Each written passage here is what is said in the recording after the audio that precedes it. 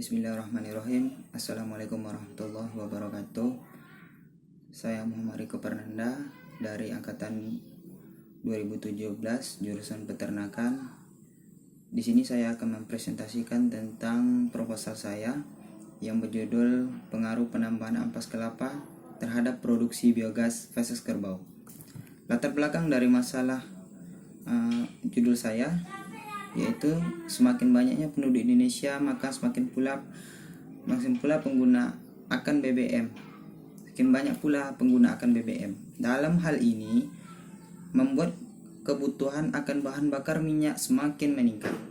Seiring dengan jumlahnya penduduk yang semakin meningkat pula, kenaikan harga bahan bakar minyak tidak dapat dihindarkan. Kebutuhan yang semakin tinggi namun sebenarnya terbatas atas ketersediaan BBM. Dengan demikian, Indonesia sebagai negara yang jumlah penduduk yang terbanyak keempat di dunia, tergolong negara yang tergantung pada sumber energi fosil, terutama minyak bumi dan gas bumi yang merupakan jenis energi yang terbarukan. Dari permasalahan ini, di sekitar kita banyak sekali hal-hal yang bisa kita jadikan sebagai pengganti bahan bakar. Salah satunya biogas. Biogas ini diproduksi oleh bahan-bahan yang terbuat dari alam yang tidak dipakai lagi. Contohnya adalah feses kerbau dan ampas kelapa. Biogas adalah solusi yang tepat dalam membantu permasalahan kebutuhan energi yang semakin berkurang untuk mendapatkan menghasilkan suatu gas yang sebagai besar gas metan dan karbon dioksida.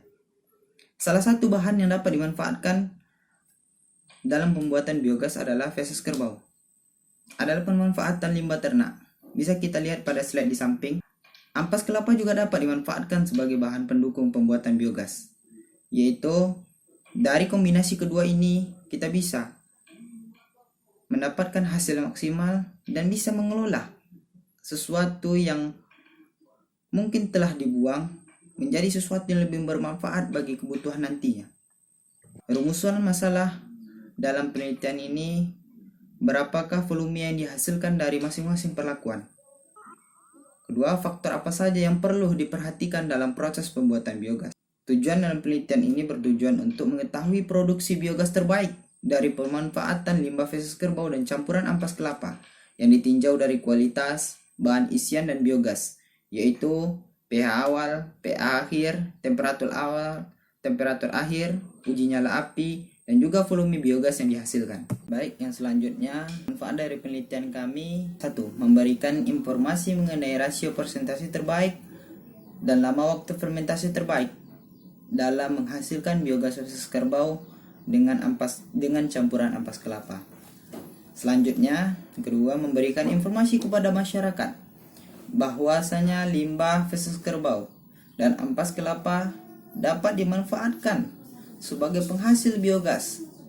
Mungkin kita selama ini tidak sadar bahwa hal-hal yang berada di sekitar kita bisa kita manfaatkan sebagai energi-energi yang akan memenuhi kebutuhan kita nantinya. Hipotesis dari penelitian ini: 1. Perbandingan komposisi biogas feses kerbau dan ampas kelapa dengan perlakuan feses kerbau sebanyak 70% dan ampas kelapa sebanyak 30% dapat memiliki kualitas biogas yang terbaik dibandingkan dengan komposisi perlakuan yang lain. Yang kedua, lama waktu fermentasi biogas selama 21 hari memiliki kualitas terbaik dibandingkan dengan lama waktu fermentasi yang lainnya. Ditinjau dari pH awal, pH akhir, temperatur, uji nyala api, stabilitas api. Komposisi senyawa biogas. Yang pertama itu metan sebanyak 57-74 komposisi persen. Yang kedua, karbon dioksida memiliki komposisi sebanyak 27-45%. Diikuti dengan nitrogen sebanyak 3-5%, hidrogen 1%, karbon dioksida 0,1, oksigen 0,1, dan hidrogen sedikit. Faktor yang mempengaruhi produksi biogas. Yang pertama, jenis substrat. Yang kedua, temperatur. Yang ketiga, pH. Yang keempat, rasio C/N. Yang kelima, bahan kering. Yang keenam, pengadukan. Yang ketujuh, biostarter. Waktu dan tempat. Penelitian ini dilakukan pada bulan November 2020 di Kecamatan Mangkinang, Kabupaten Kampar, Provinsi Riau, selama 2 bulan. Alat dan bahan yang digunakan dalam penelitian ini yaitu feses kerbau, ampas kelapa, dan air. Sedangkan peralatan yang digunakan adalah degister, timbangan, ember, selang plastik, keran kuningan, korek api, alat tulis, pH meter, termometer, selotip, stopwatch, benen, corong besar, lem lilin, pipa PCP ukuran 1/2, klip penjepit, klem, lem plastik, solder, pisau kantong plastik, dan gergaji. Dalam melakukan penelitian kami memiliki metode yaitu eksperimental dengan rancangan RAL faktorial. Yang terjadi 2 faktor yaitu memiliki faktor A dan faktor B. Faktor A adalah penambahan ampas kelapa. Faktor B, lama waktu fermentasi dengan perbandingan air 1:1 dari bahan baku tersebut. Demikian, semoga apa yang saya sampaikan dari penelitian saya ini bisa bermanfaat generasi mendatang. Hidup mahasiswa. Assalamualaikum.